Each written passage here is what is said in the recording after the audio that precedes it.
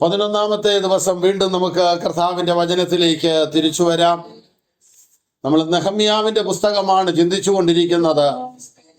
ഇതിനകത്തുനിന്ന് ഒരു ശുശ്രൂഷ കൂടെ വെളിപ്പെട്ടു വരുവാനുണ്ട്. അതോടെ കർത്താവിന്റെ സന്നിധിയിൽ ചെയ്തെടുക്കുവാൻ കർത്താവിൽ ആഗ്രഹിക്കുന്നു.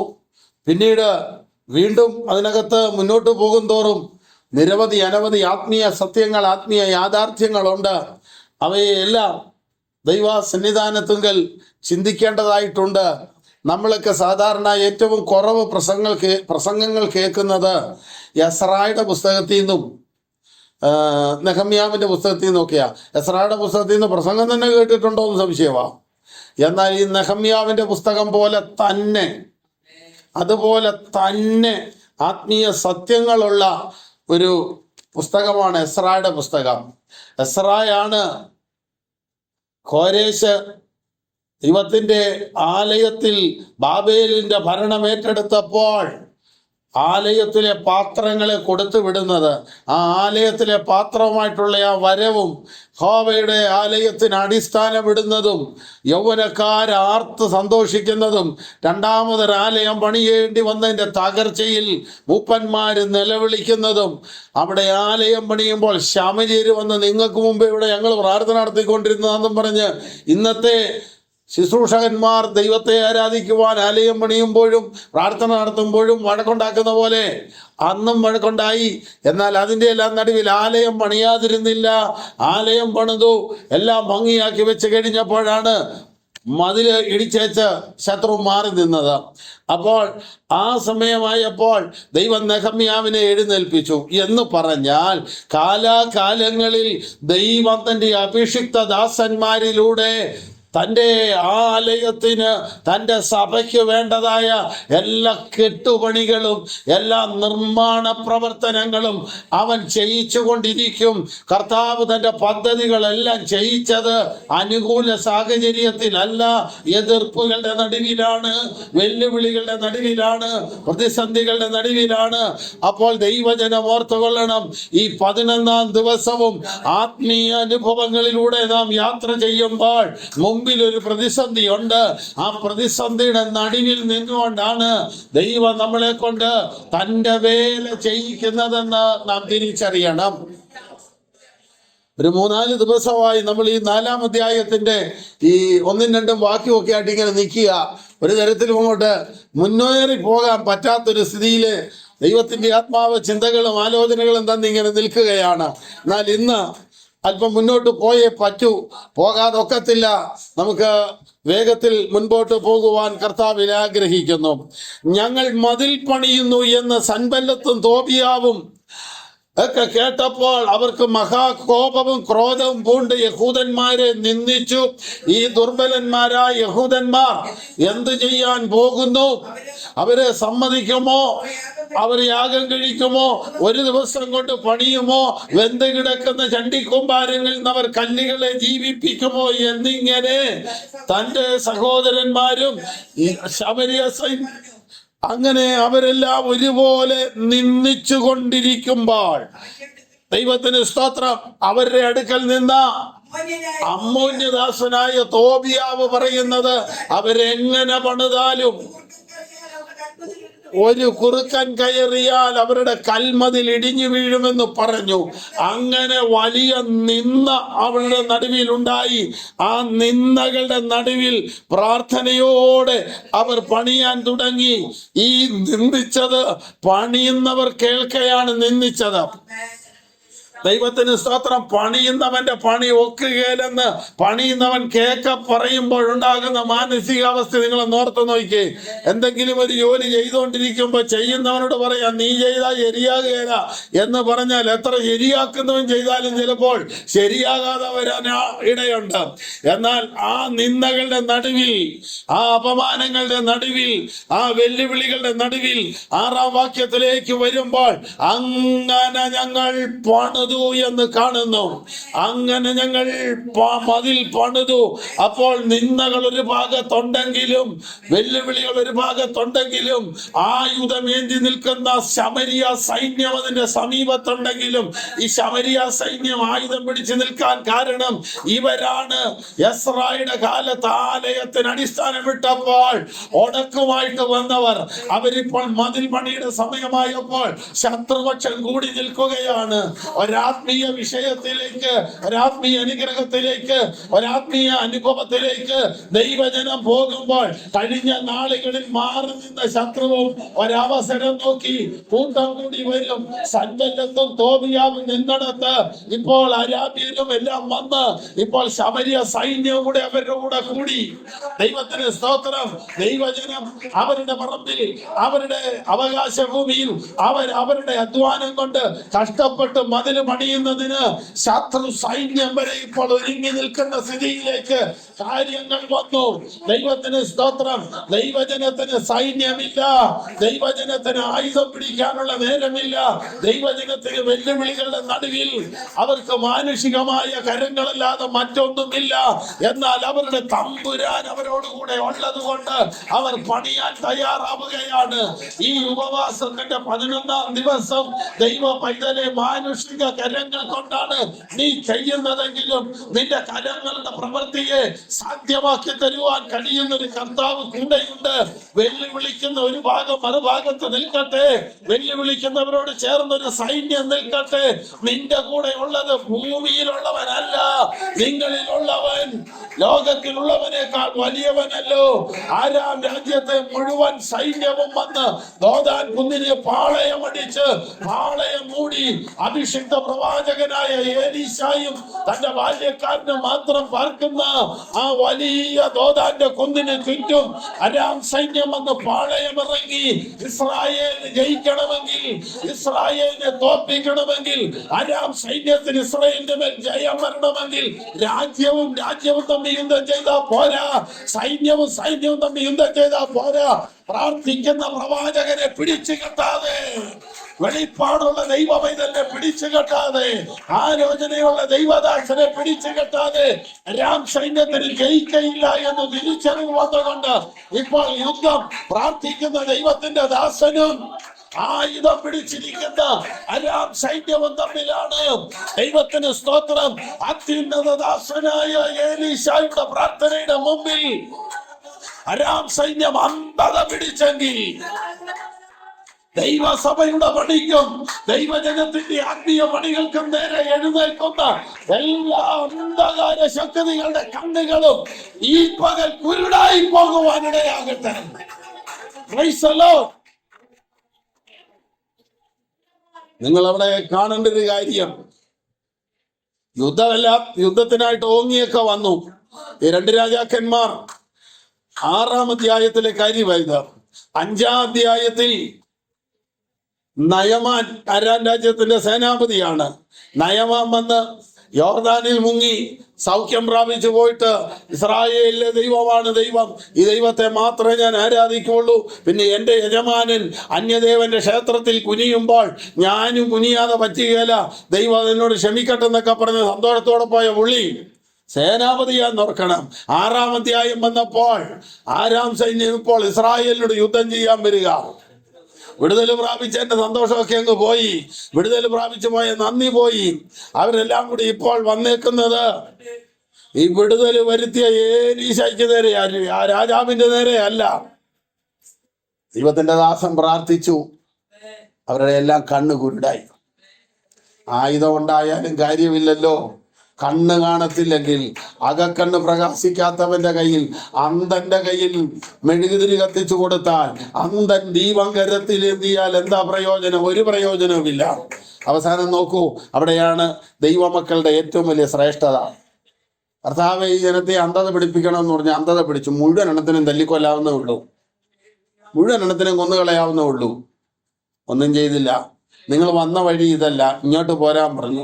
അവസാനം ഏലീശ മുന്നേ നടക്കുക, ആരെ കൊല്ലാൻ വന്നോ ആ പുള്ളി മുന്നേ നടക്കുക. അദ്ദേഹത്തിന്റെ പുറകെ വാളും വടിയുമായിട്ട് വന്നവരെല്ലാം ഇപ്പൊ ഒരു കൈ ഏലീശയുടെ കയ്യെ പിടിച്ചിരിക്കുക, ഇങ്ങനെ പോവുക.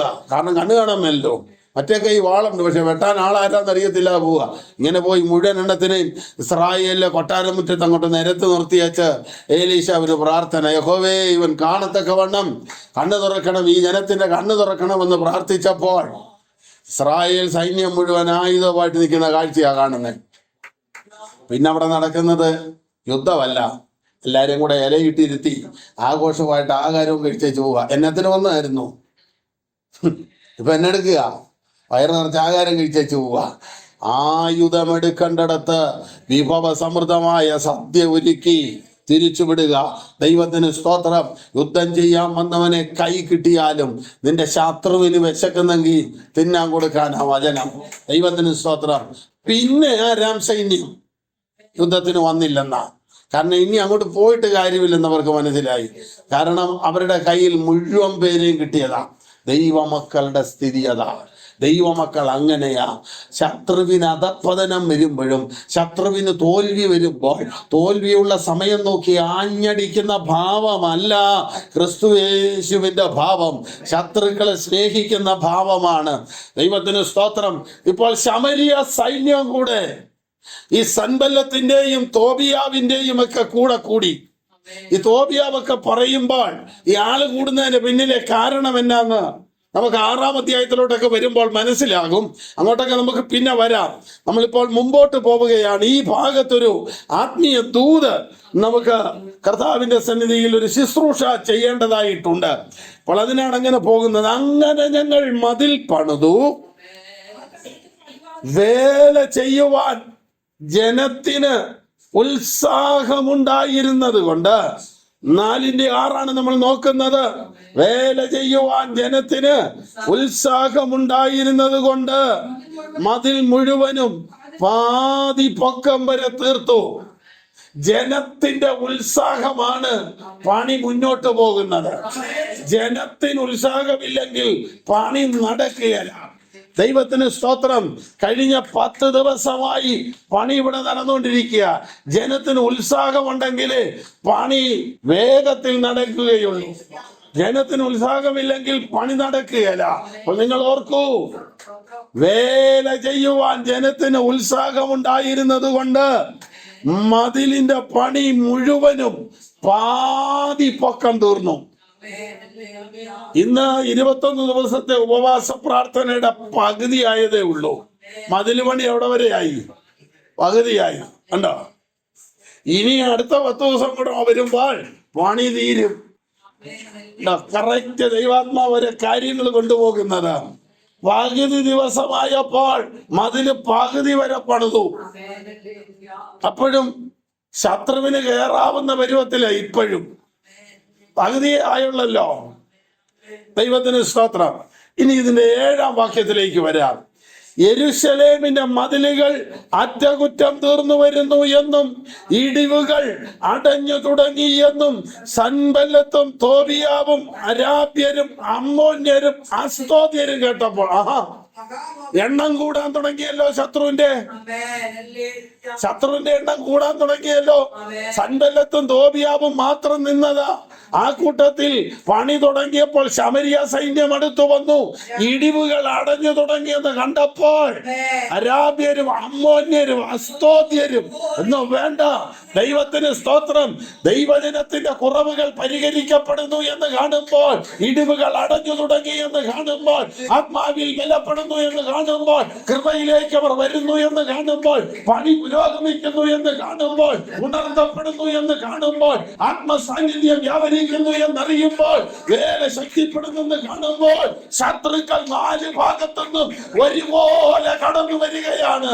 ഈ പ്രദേശങ്ങളിലുള്ള മുഴുവൻ പൈശാചിക പോരാട്ടങ്ങളും ഈ ആലയത്തെ വീക്ഷിച്ചുകൊണ്ട്, ഈ ആലയത്തിന് നേരെ നിന്നുകൊണ്ട്, ഈ ആലയത്തെ തകർക്കുവാൻ, കുടുംബങ്ങളെ തകർക്കുവാൻ വന്ന് നിൽക്കുമ്പോൾ, അതിന്റെ നടുവിൽ എന്റെ ദൈവം എഴുന്നേൽക്കുന്ന ദൈവമാണ്. ഹല്ലേലൂയ. അരാബ്യരും അമ്മോന്യരും അസ്തോദ്യരും അവർക്ക് മഹാകോപം ജനിച്ചു. അവരിപ്പോൾ ഒരു തീരുമാനമെടുത്തിരിക്കുക, യെരൂശലേമിന്റെ നേരെ ചെന്ന് യുദ്ധം ചെയ്യേണ്ടതിനും. ശത്രുവിന്റെ തന്ത്രം എന്താ? ദൈവജനത്തിനിടയ്ക്ക് കലക്കം ഉണ്ടാകണം. കലക്കമുണ്ടായ പണി നടക്കുകയെന്നറിയാം. ദൈവജനം ഒരുമിച്ച് നിന്നാലേ കാര്യം നടക്കുള്ളെന്ന് ശത്രുവിനറിയാം. അത് മുന്നമേ കണ്ടുകൊണ്ട് പ്രാർത്ഥനയ്ക്ക് മുമ്പേ ചില കലക്കങ്ങൾ അകത്തിട്ടുകൊണ്ട് പണി നടക്കാതിരിക്കാൻ പണിക്കെതിരെ പോരാടിയ അരാബ്യ ശക്തികളെയും അമ്മോന്യ ശക്തികളെയും മോവാബ്യ ശക്തികളെയും അസ്തോദ്യ ശക്തികളുടെ മേലും ദൈവകരം വെളിപ്പെടണം. ഇവരെ എല്ലാം ഒന്നുകൂടെ പരിശോധിച്ചാൽ ഇവരെല്ലാം പണ്ട് കർത്താവിന്റെ കൈ കൊണ്ട് തോൽവി ഏറ്റുവാങ്ങിയവരാണ്. വേണമെങ്കിലും നോക്കാൻ സമയം കുറവായതുകൊണ്ടാണ്. അസ്തോദ്യം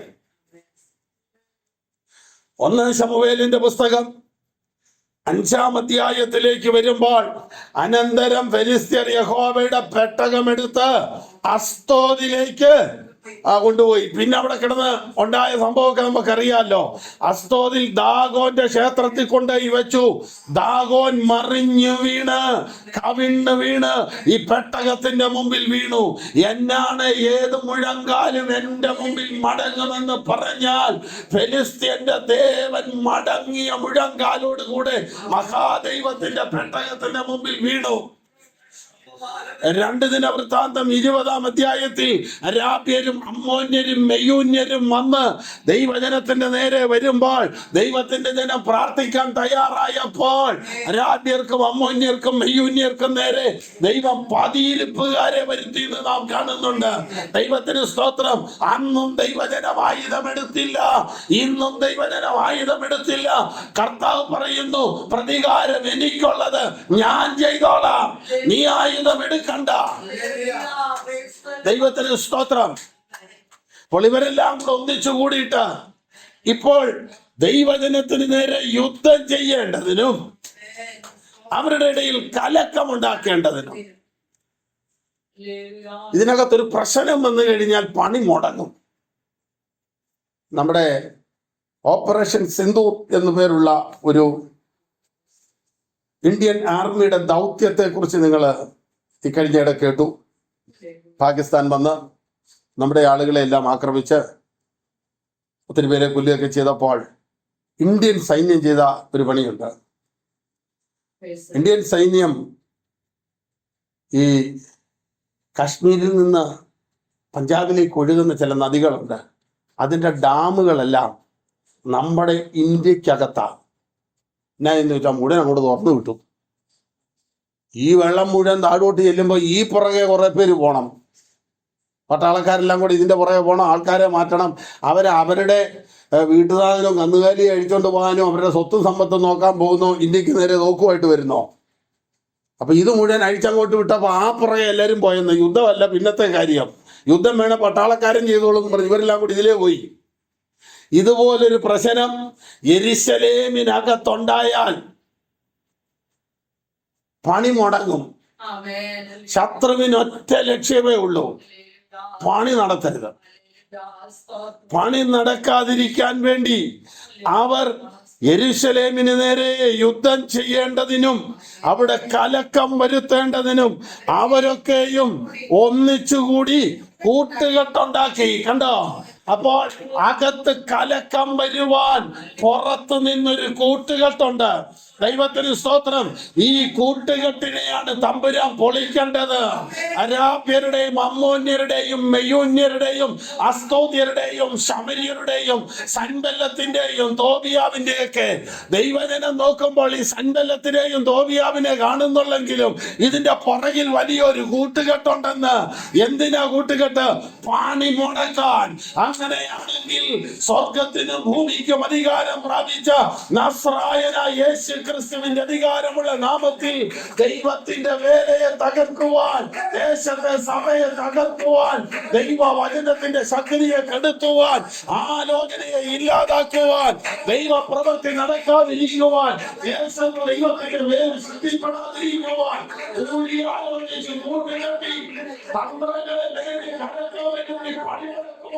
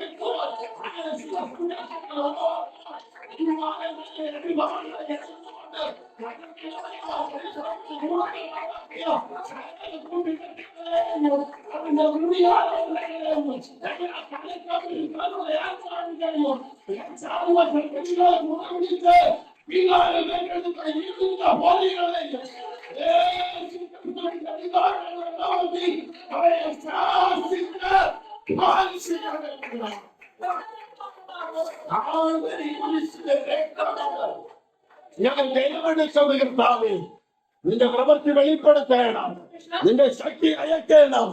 ദേശത്തെ വേലയ്ക്ക് മുമ്പിൽ നിന്ന് പണിയുന്ന നെഹമ്യാവിനും അവന്റെ പണിക്കും വിരോധമായി എഴുന്നേൽക്കുന്ന എല്ലാ പോരികളും വിട്ടുമാറട്ടെ. ദൈവസഭയെ, ജീവിതങ്ങളെ, പ്രിയപ്പെട്ടവരെയെല്ലാം യേശു ക്രിസ്തുവിന്റെ രക്തക്കോട്ടയിൽ മറയ്ക്കുന്നു. ഹല്ലേലൂയ. ഓ രക്തം ജയം, രക്തം ജയം. ആദകാരിക സമനകരേ ദിനാരികൽക്കമാ. ഹല്ലേലൂയ.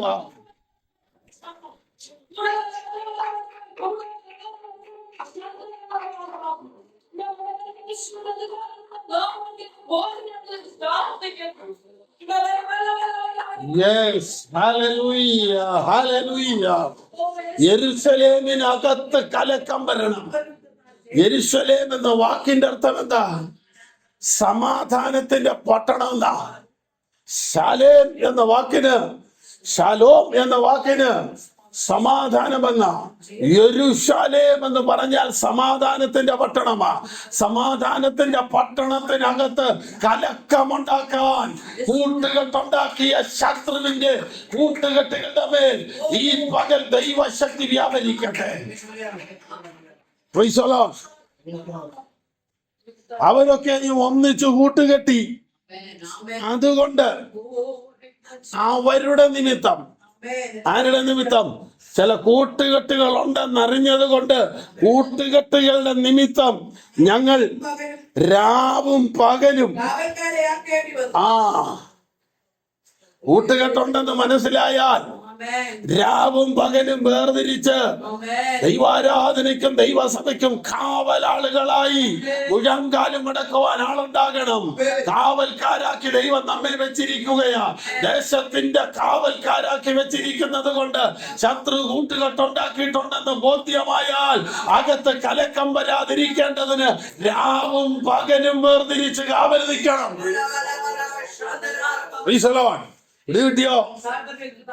രാവും പകലും ആളുകൾ നിന്ന് നിൽക്കുക ദൈവസഭയെ വഹിച്ചുകൊണ്ട് പ്രാർത്ഥിക്കാൻ. ഇതൊക്കെ പഴയ ഉപവാസത്തിന്റെ രീതിയാ. രാവും പകലും കാവൽ നിൽക്കുന്നത്. ദൈവത്തിന് സ്തോത്രം. താഴോട്ട് വരുമ്പോ കാണാം, പകുതി പേര് പണിതു, പകുതി പേര് കാവല് നിന്നു. നമ്മൾ താഴോട്ട് വരുമ്പോ കാണുന്നുണ്ട് അങ്ങനെ. എന്ന് പറഞ്ഞാൽ പണിയുമ്പോഴും പണിയുന്നവരുടെ പുറകിലും ആള് വേണം പ്രാർത്ഥിക്കാൻ. എന്നാലേ ആലയത്തിന്റെ പണി, മതിലിന്റെ പണി നീങ്ങത്തുള്ളെന്ന്. ഇത് കട്ടയും ചാന്തും സിമെന്റും കരണ്ടിയും വെച്ച് മേശിരിമാര് പണിതല്ല. മേശിരിമാര് പണിയുമ്പോൾ അവരുടെ പുറകിൽ പ്രാർത്ഥനയുടെ മതിൽ അവര് പണിതു. പ്രാർത്ഥനയുടെ മതിലിന്റെ സുരക്ഷിതത്വത്തിൽ നിന്നാണ് യെരൂശലേം പട്ടണത്തിന് മതില് പണിയുന്നവർ പണിതെടുത്തത്.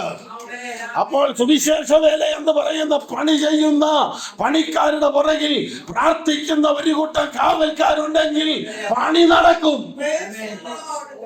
ഇല്ല, പണി മെനക്കേടാകും. നോക്കാം, അടുത്ത ഭാഗത്തേക്ക് വരുമ്പോൾ, എന്നാൽ യഹൂദ്യർ ചുമട്ടുകാരുടെ ശക്തി ക്ഷയിച്ചു പോകുന്നു, കല്ലും മണ്ണും ഇനിയും വളരെ കിടക്കുന്നു. ഇതാര് പറഞ്ഞതാ? യഹൂദന്മാര് പറഞ്ഞതാ. ശത്രു പറയുന്നതും എന്നതാ? പണിയത്തില്ലെന്ന. നമ്മളാ പറയുന്നത് നടക്കുകയല്ലെന്ന്. ദൈവം നടത്തും. കല്ലും മണ്ണും വളരെ കിടക്കുന്നു, നമ്മളെ കൊണ്ട് പണിയാനൊക്കെയല്ല. കാരണം ചുമട്ടുകാരുടെ ശക്തി ക്ഷയിച്ചു പോകുന്നു എന്ന്.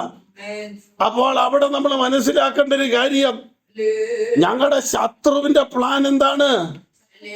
ഞങ്ങളുടെ ശത്രുക്കളോ നാം അവരുടെ ഇടയിൽ ചെന്ന് അവരെ കൊന്ന് പണിമുടക്കുക. നിന്നെ കൊണ്ട് നടക്കുകയില്ലെന്ന് പറഞ്ഞ നിമിഷം ആ വാക്കെ പിടിച്ചോണ്ട് ശത്രു അകത്ത് കയറാൻ നോക്കുക. നീ നടക്കുകയില്ലെന്ന് പറഞ്ഞ അതേ വാക്ക്, ജീവനും മരണവും നാവിന്റെ അധികാരത്തിൽ ഇരിക്കുന്നു എന്നാണ് തിരുവചനം പറയുന്നത്. നിന്റെ വായിൽ നിന്ന് വന്ന വാക്കിന്റെ പിന്നിൽ പിടിച്ച് ശത്രു അകത്ത് കയറാൻ നോക്കുക. നാം അവരുടെ ഇടയിൽ കടന്ന് അവരെ കൊന്ന് അവരുടെ പണി മുടക്കുവോളം ആരും അറിയരുത്. ഇത് പറയാൻ കാരണം കല്ലും മണ്ണും വളരെ കിടക്കുന്നു, ചുമക്കുന്നവരുടെ ശക്തി ക്ഷയിച്ചു പോകുന്നു. ആരാ ചുമട്ടുകാര്? കർത്താവിന്റെ ദാസന്മാരാണ്. സകല ഭാരവും ചുമന്ന് ദൈവസന്നിധിയിൽ ജാഗരിക്കുന്നത്. അവർക്ക് ശക്തിയില്ലെന്ന് യഹൂദന്മാരങ്ങ് തീരുമാനിച്ചു. അങ്ങനെ പറഞ്ഞപ്പോൾ അവരുടെ ശക്തി സ്രോതസ്സായ ചുമട്ടുകാർക്ക് ബലമില്ലെന്ന് അവര് തന്നെ പറഞ്ഞ ആ വാക്കെ പിടിച്ച് ശത്രു അകത്ത് കയറി ആളുകളെ കൊല്ലാൻ നോക്കുകയാണ്. എന്നാലോ നിങ്ങൾ നോക്ക്, അവരുടെ സമീപം പാർത്ത യഹൂദന്മാർ പല സ്ഥലങ്ങളിൽ നിന്നും വന്ന് നിങ്ങൾ ഞങ്ങളുടെ അടുക്കൽ വരുവീനെന്ന് 10 പ്രാവശ്യം ഞങ്ങളോട് അപേക്ഷിച്ചു. അതുകൊണ്ട് ഞാൻ മതിലിന്റെ പിമ്പുറത്ത് പൊക്കം കുറഞ്ഞ സ്ഥലങ്ങളിലും തുറന്നു കിടക്കുന്ന സ്ഥലങ്ങളിലും ആളുകളെ ആക്കി. ദൈവത്തിന് സ്തോത്രം. യെരുശലേമിന്റെ മതില് ഒറ്റ ദിവസം ഒരേപോലെ പൊങ്ങുകയല്ല. നമ്മൾ പണിയുമ്പോൾ കണ്ടിട്ടുണ്ട്, ഇവിടെ പണിയുന്നവരും പണിയിപ്പിച്ചിട്ടുള്ളവരും ഒക്കെ ഉള്ളത് കൊണ്ടറിയാം. ചിലയിടത്ത് ഒരു 5-8 കട്ട പൊക്കം വെച്ചിട്ടുണ്ടെങ്കിൽ വേറെ ചിലയിടത്ത് ഭിത്തി മണ്ട പൊങ്ങാറായിട്ടുണ്ട്. പല നിലയിലാണ്. അതിൽ പൊക്കം കുറഞ്ഞിടത്ത് ആളെ നിർത്തി. ഒരു സഭയിൽ എല്ലാവരും ആത്മീയ വളർച്ച പ്രാപിച്ചവരല്ല. ആത്മീയ വളർച്ച കുറവുള്ളവരുണ്ട്, പുതുതായിട്ട് വന്നവരുണ്ട്. അവരൊക്കെ പൊക്കം കുറഞ്ഞവരാ. അപ്പോൾ ഈ ആളുകളായിട്ട് കൂടുതൽ അവിടെ നിൽക്കുന്നത്, അപ്പോൾ ദൈവദാസന്മാർ കൂടുതൽ പ്രയോറിറ്റി കൊടുക്കുന്ന ആർക്കാന്നറിയാവോ? ഈ പൊക്കം കുറഞ്ഞവർക്കാ. അവിടെ ആള് വേണം. ഇല്ലെങ്കിൽ ആ ബലഹീനതയിൽ അവരെ പിടിച്ചോണ്ട് ശത്രു അകത്ത് വരും. മറ്റേ പൊക്കമുള്ളിടത്ത് വേണ്ട. അവരാള് പ്രാഗൽഭ്യമുള്ളവരും പ്രാപ്തിയുള്ളവരുവാ. അതുകൊണ്ടാണ് പുതുതായിട്ട് വരുന്ന ഈ ആളുകളോടുള്ള ബന്ധത്തിൽ ദൈവദാസന്മാരും ദൈവസഭയും കൂടുതൽ അവരെ ശ്രദ്ധിക്കുകയും കൂടുതൽ അവരുടെ കാര്യങ്ങളിൽ ഉത്സാഹികളാകുകയും ചെയ്യുന്നതിന്റെ കാരണം അവർക്ക് പൊക്കം കുറവാ. പൊക്കം കുറവുള്ളിടത്ത് ആള് നിൽക്കണം, ഇല്ലെങ്കിൽ ശത്രു അകത്ത് വരും. അതുകൊണ്ടാണ് പൊക്കം കുറവുള്ളിടത്ത് അവരുടെ നിമിത്തം, അഥവാ നൂണ് കടന്ന് ഉപദ്രവം ചെയ്യാൻ തയ്യാറുള്ള ആളുകൾ ഉള്ളത് കൊണ്ട് അവരുടെ നിമിത്തം പിമ്പുറത്ത് പൊക്കം കുറഞ്ഞ സ്ഥലങ്ങളിലും തുറന്നു കിടന്ന സ്ഥലങ്ങളിലും ആളുകളെ ആക്കിയിട്ട് ജനത്തെ കുടുംബമായി നിർത്തി. സഭയായിട്ടല്ല, ശ്രദ്ധിക്കണം. പോരാട്ടം സഭയായിട്ടല്ല, കുടുംബമായിട്ട് വാളുകളോടും കുന്തങ്ങളോടും വില്ലുകളോടും നിർത്തി. ഞാൻ നോക്കി എഴുന്നേറ്റ് നിന്ന് പറഞ്ഞത്, നിങ്ങൾ അവരെ പേടിക്കണ്ട. നിങ്ങൾ എന്ത് ചെയ്യണം? വലിയവനും ഭയങ്കരനുമായ കർത്താവിനെ ഓർത്ത്, നിങ്ങള് സഹോദരന്മാരെ ഓർത്ത്, തലമുറകളെ ഓർത്ത്, ജീവിത പങ്കാളിയെ ഓർത്ത്, നിങ്ങളുടെ ഭവനങ്ങൾക്ക് വേണ്ടി നിങ്ങൾ പൊരുതുവീൻ എന്ന് പറഞ്ഞു. എന്ന് പറഞ്ഞാൽ സഭയെ മുഴുവൻ വഹിച്ച് പ്രാർത്ഥിക്കണ്ട. ഓരോരുത്തൻ താന്റെ കുടുംബത്തിന് വേണ്ടി പ്രാർത്ഥിക്കുമ്പോ സഭയായല്ലോ. ഓരോരുത്തർ താന്റെ തലമുറ കൃപയിൽ നിൽക്കുവാൻ, താന്റെ ബന്ധുക്കൾ സഹോദരങ്ങൾ കൃപയിൽ നിൽക്കുവാൻ, താന്റെ ജീവിത പങ്കാളികൾ ദൈവകൃപയിൽ നിൽക്കുവാൻ എന്ന് പറഞ്ഞാൽ ഈ പണി നടക്കുന്ന സമയത്ത് ശത്രു ഞങ്ങളെയോ ഞങ്ങളുടെ കുടുംബത്തെയോ ഞങ്ങളുടെ കുഞ്ഞുങ്ങളെയോ തൊടാതിരിക്കുവാൻ ഓരോരുത്തൻ താന്റെ കുടുംബത്തിന്റെ നേരെ നിന്ന് എങ്ങനെ ആയുധത്തോടെ നിൽക്കണം. മറ്റൊരുത്തൻ നമ്മുടെ കുടുംബത്തിന്റെ നേരെ നിന്നാൽ ഇത്ര അത്ര ആത്മാർത്ഥത ഉണ്ടാവണമെന്നില്ല. അതുകൊണ്ട് ഓരോരുത്തൻ താന്റെ കുടുംബത്തിന് നേരെ നിന്നാൽ എല്ലാരും നിന്ന് കഴിയുമ്പോ സഭ മുഴുവൻ ദൈവ സംരക്ഷണ വലയത്തിനകത്താകും. വലിയവനും ഭയങ്കരനുമായ കർത്താവിനെ ഓർത്ത് നിങ്ങളൊന്ന് വെട്ടിക്കോളാൻ പറയുക. അപ്പോൾ ഞങ്ങൾക്ക് അറിവ് കിട്ടിപ്പോയി എന്നും അവരുടെ ആലോചനയെ ദൈവം നിഷ്ഫലമാക്കി എന്നും ഞങ്ങളുടെ ശത്രുക്കൾ അറിഞ്ഞു. ദൈവത്തിന് സ്തോത്രം.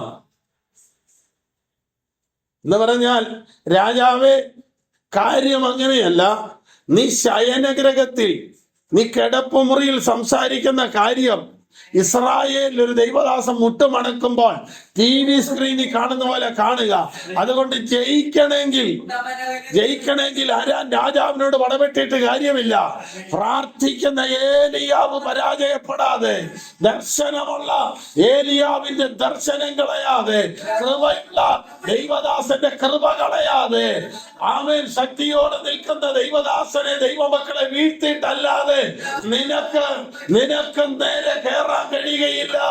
നിങ്ങൾക്ക് വിജയിക്കുവാൻ കഴിയുകയില്ലെന്ന് ശത്രു ആലോചന പറഞ്ഞു. ഇന്ന് പകൽ പരിശുദ്ധാത്മാവിൽ ഒരു ദൂത് പറയുകയാണ്. നിന്നെ രോഗിയാക്കുവാൻ, നിന്നെ പിടിച്ച് 4 ചുവരുകളുള്ള ഭവനത്തിനകത്ത് ഒതുക്കുവാൻ ശത്രു ചിന്തിച്ചതിന്റെ പിന്നിലെ തന്ത്രമെന്ന് പറഞ്ഞാൽ, നീ കരുത്തോടെ നിന്നാൽ, നീ പിടിച്ചു പ്രാർത്ഥിക്കുന്ന സഭയെ ജയിക്കാൻ, നീ പിടിച്ചു പ്രാർത്ഥിക്കുന്ന ദൈവസഭയെ, ശുശ്രൂഷകനെ, ആലയത്തെ തകർക്കുവാൻ കഴിയുകയില്ലെന്ന് മനസ്സിലാക്കിയ ശത്രു നിനക്ക് നേരെ വാണകോരി, നിനക്ക് നേരെ എഴുന്നേറ്റു. എന്നാൽ എന്റെ ദൈവം നിനക്ക് തുണയായി നിന്ന് ശത്രുവിന്റെ ആലോചനകളെ തകർത്ത് കളഞ്ഞു.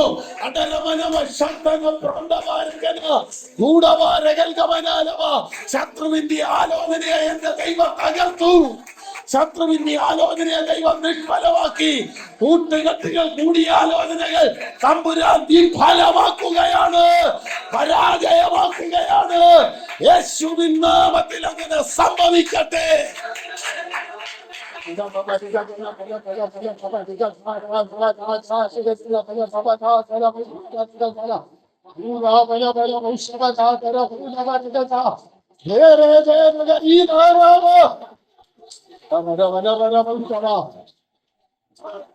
Hallelujah.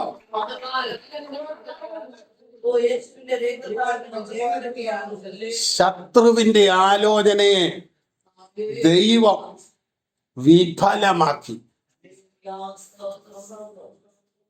നീ ഒരുത്തനെ പിടിച്ചു കിടത്തിയാൽ ഈ പണി ഇവിടെ അവസാനിക്കുമെന്ന് ശത്രു കണക്ക് കൂട്ടി. നടന്നില്ല. ദൈവത്തിന് സ്തോത്രം. ആ വിധത്തിലൊരു പോരാണ് കഴിഞ്ഞ നാളുകളിൽ നമ്മുടെ സഭയിലെ ചില പ്രിയപ്പെട്ടവർക്ക് നേരെ എഴുന്നേറ്റത്. സഭയുടെ ശ്രേഷ്ഠമേറിയ സ്ഥാനമാനങ്ങൾ വളരെ ഭംഗിയായി നിർവഹിക്കുകയും ദൈവസഭയ്ക്കകത്ത് ആവശ്യമായ ഉപകരണങ്ങൾ, സംവിധാനങ്ങൾ കൊണ്ടുവന്ന് അതിൻ്റെ കുറവുകൾ പരിഹരിക്കപ്പെട്ട് അതിൻ്റെ ഇടിവുകൾ നികന്നു വരുന്നു എന്ന് കണ്ടപ്പോൾ ശത്രു എഴുന്നേറ്റു. എന്നാൽ തമ്പുരാൻ തൻ്റെ അത്ഭുതത്തിന്റെ കരം നീട്ടി വിടിവിച്ച് പുറത്തു കൊണ്ടുവന്നു. ദൈവത്തിന് സ്തോത്രം. ഇതുപോലുള്ള സാഹചര്യത്തിലൂടെ പോയ പലരും ഇന്നും ഭവനത്തിനകത്തുനിന്ന് വെളിയിലിറങ്ങാൻ കഴിയാതിരിക്കുമ്പോൾ തമ്പുരാൻ നിന്നെ പുറത്തിറക്കിയെങ്കിൽ, തമ്പുരാൻ നിന്നെ വെളിയിൽ കൊണ്ടുവന്നെങ്കിൽ, ദൈവത്തിന് സ്തോത്രം. നെഹമ്യാവേ, പണി അവസാനിച്ചിട്ടില്ല. ഇനിയും ചില പണികൾ കൂടെ നടത്തുവാൻ നിന്റെ കരത്തിനും ബലം തരുന്നവനായ എന്റെ ദൈവം. ആമേൻ. ദൈവം ശത്രുക്കളുടെ ആലോചനയെ നിഷ്ഫലമാക്കി. ദൈവം പണ്ട് മുതലേ അങ്ങനെ. ദൈവത്തിന്റെ ദാസനാണ് വലുത്. ദൈവത്തിന്റെ മക്കളാണ് വലുത്. അതിനെതിരെ ആലോചന പറഞ്ഞാലും അവൻ ആലോചന മറിക്കും. സംശയമുണ്ടോ? ഉണ്ടെങ്കിൽ നമുക്ക് നോക്കാം. 2 ശമൂവേലിന്റെ പുസ്തകത്തിലേക്ക് വരുമ്പോൾ ദൈവത്തിന്റെ ദാസനായ ദാവീദ് ജീവിതത്തിൽ സംഭവിച്ച കുറവ് മുഖാന്തരം അബ്ശലോം കുമാരൻ രാജാവായി താൻ കാട്ടിലേക്ക് ഓടിപ്പോകുമ്പോൾ അവിടെ ദാവീദിന്റെ കൂടെ നിന്ന് ആലോചന പറഞ്ഞു കൊടുത്ത ഒരു ശ്രേഷ്ഠ മനുഷ്യനുണ്ട്, അഹീതോഫേൽ. അഹീതോഫേൽ എന്ന് പറഞ്ഞാൽ അഹീതോഫേലിന്റെ ആലോചന ആ കാലത്ത് ദൈവാലോചന പോലെയായിരുന്നു. ദൈവത്തിന് സ്തോത്രം. 2 ശമൂവേൽ 16:23 ആ കാര്യം കാണുന്നുണ്ട്. അഹീതോഫേൽ പറയുന്ന ആലോചന ദൈവത്തിന്റെ ആലോചന പോലെ എന്ന് പറഞ്ഞാൽ ഈച്ചക്കാലിന് തലമുടി നാരിന് വ്യത്യാസം വരാതെ അതുപോലെ സംഭവിക്കുന്ന ആലോചനയാണ്. എന്നാൽ തന്റെ അഭിഷിക്തനെ രക്ഷിക്കേണ്ടതിന് ആലോചന മറിച്ചു കളയാൻ ദൈവം അങ്ങ് തീരുമാനിച്ചു. അതിന്റെ കാരണം എന്താ? 17:14 കാണുന്നു, യഹോവേ അഹീതോഫേലിന്റെ ആലോചനയെ നിഷ്ഫലമാക്കണമേ എന്ന് ദൈവത്തിന്റെ ദാസൻ പ്രാർത്ഥിച്ചു.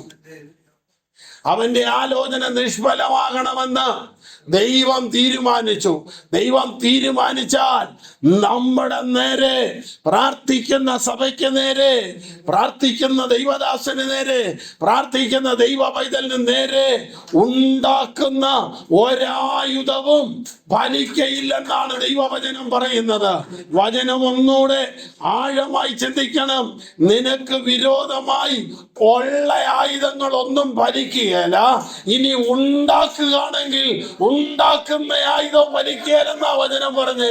നിനക്ക് വിരോധമായി കഴിഞ്ഞ നാളുകളിൽ ഉള്ള ആയുധങ്ങളൊക്കെ നോക്കിയിട്ട് നടന്നില്ലെങ്കിൽ ഇനി പുതിയ ആയുധം ഉണ്ടാക്കിയാൽ നിനക്ക് വിരോധമായി ഉണ്ടാക്കുന്ന ആയുധവും അതും ഫലിക്കയില്ല. കാരണം തമ്പുരാൻ നിന്റെ കൂടെയുണ്ട്. യഹോവ എന്റെ പക്ഷത്തുണ്ടെങ്കിൽ, യഹോവ എന്നെ സഹായിക്കുന്നവരോടുകൂടെ എന്റെ പക്ഷത്തുണ്ടെങ്കിൽ ഞാൻ പേടിക്കയില്ല. ദൈവത്തിന് സ്തോത്രം. 23-ാം വാക്യം ഒന്ന് നോക്കിയേ. 17 തന്റെ ആലോചന നടന്നില്ലെന്ന് അഹീതോഫേൽ കണ്ടപ്പോൾ വീട്ടിൽ ചെന്ന് ഗ്രഹകാര്യ ക്രമത്തിലാക്കിയ ശേഷം കെട്ടിഞ്ഞാന്ന് ചത്തു. ദൈവത്തിന് സ്തോത്രം. ആലോചന നടക്കാതെ വന്നതുകൊണ്ട് കെട്ടിഞ്ഞാന്നു. പറഞ്ഞു കൊടുത്ത ആലോചന എന്നതാ? ഈ രാത്രി ഒരു കൂട്ടം ആളുകളുമായി ചെന്ന് മനസ്സുകൊണ്ട് ക്ഷീണിച്ചും വലഞ്ഞുമിരിക്കുന്ന ദാവീദിനെ ഞങ്ങൾ പേടിപ്പിക്കാം. അപ്പോൾ ആളുകൾ ചിതറി ഓടും. ഞങ്ങൾ അവനെ മാത്രം കൊല്ലും. ആ ആലോചന കറക്റ്റായിരുന്നു. കാരണം തൻ്റെ സ്വന്തം തലമുറ തനിക്ക് വിരോധമായി എഴുന്നേറ്റതിൻ്റെ വേദനയോടുകൂടെ ദാവീദ് പോവുക. പക്ഷെ അർഖ്യനായ ഹൂശായി വേറെ ആലോചന പറഞ്ഞു.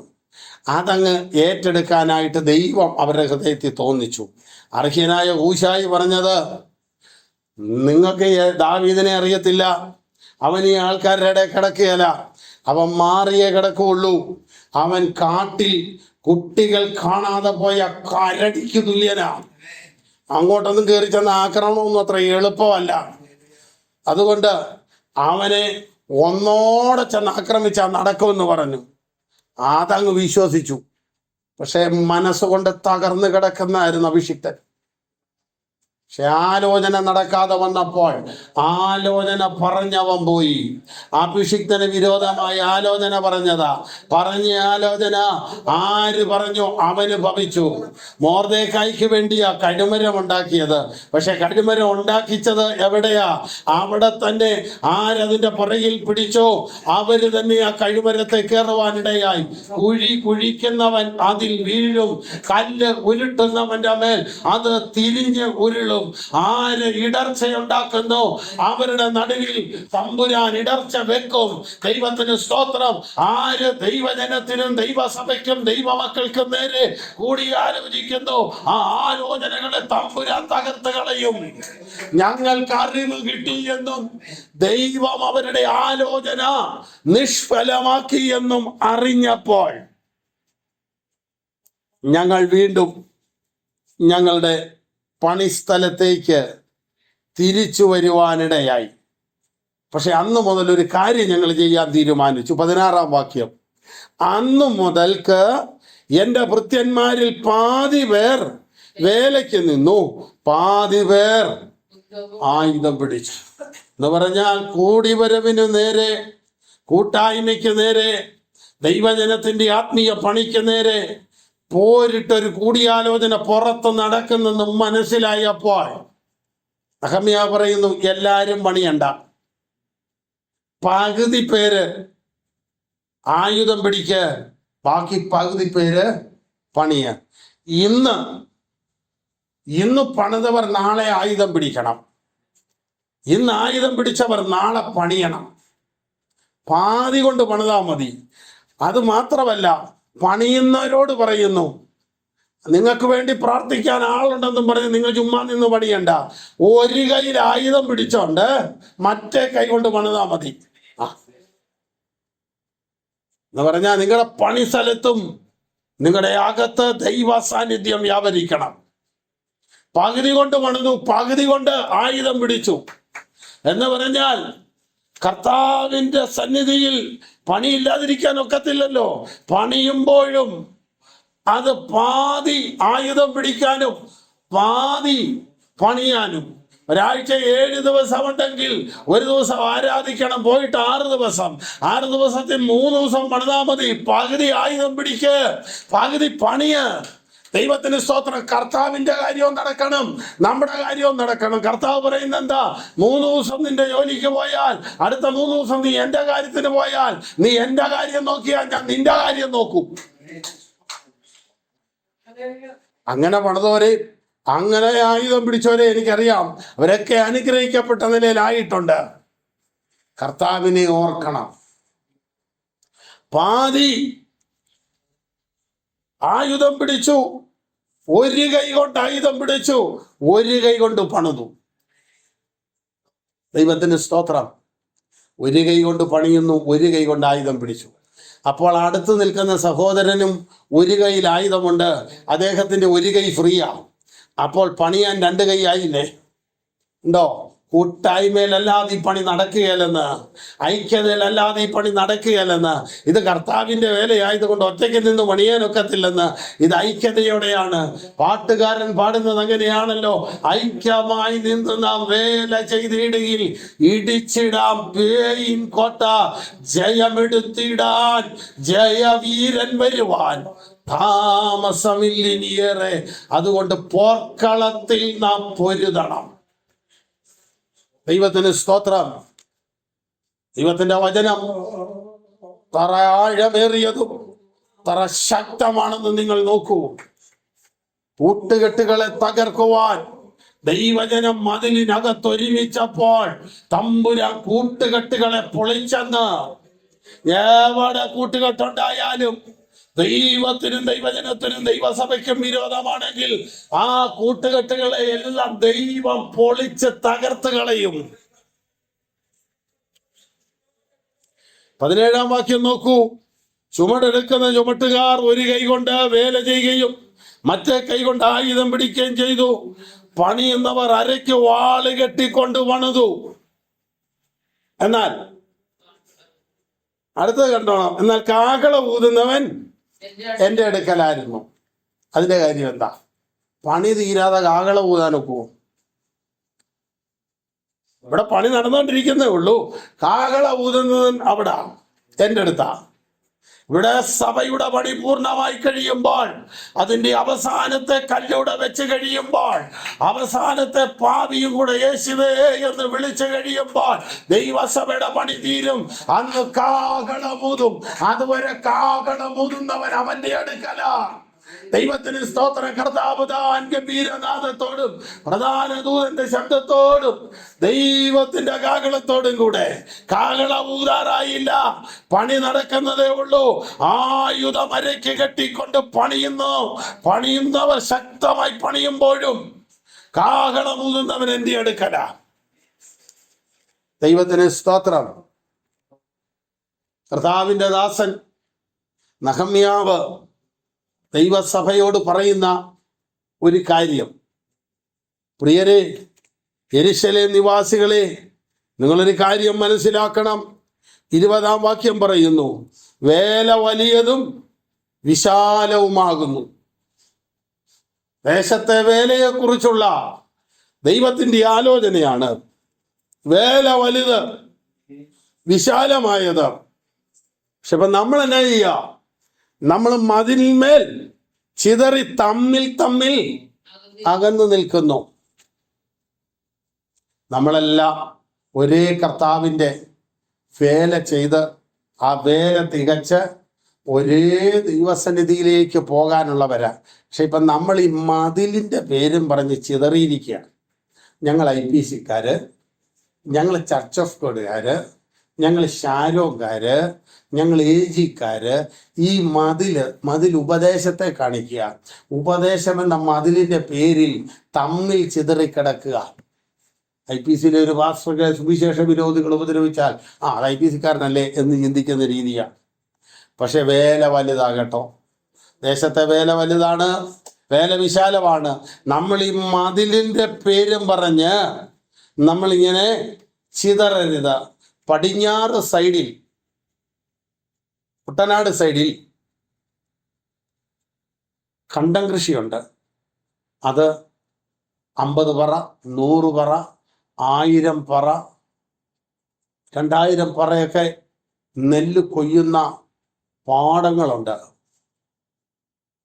ചിത്തിരക്കായൽ എന്നൊക്കെ പറയുന്ന സ്ഥലത്തൊക്കെ ഒത്തിരി കൃഷിയുണ്ട്. അവിടെ അതിനെല്ലാം ഉടമസ്ഥന്മാരുണ്ട്. 10 കണ്ടത്തിന്, 50 കണ്ടത്തിന്, 5 കണ്ടത്തിന്, 100 കണ്ടത്തിനൊക്കെ അവരുടെ എല്ലാ ഇടയിൽ അതിരുകല്ലുകളും ഒക്കെ ഉണ്ട്. എന്നാൽ കൊയ്ത്ത് കഴിഞ്ഞിട്ട് വെള്ളം കയറ്റും. വെള്ളം കയറ്റി കഴിയുമ്പോൾ പിന്നെ വെള്ളം കംപ്ലീറ്റ് അങ്ങ് വന്ന് മൂടിക്കഴിഞ്ഞാൽ പിന്നെ അതിരില്ല. ഇന്ന് ഈ അതിരിങ്ങനെ നിൽക്കുന്ന എന്നാന്നറിയാവോ?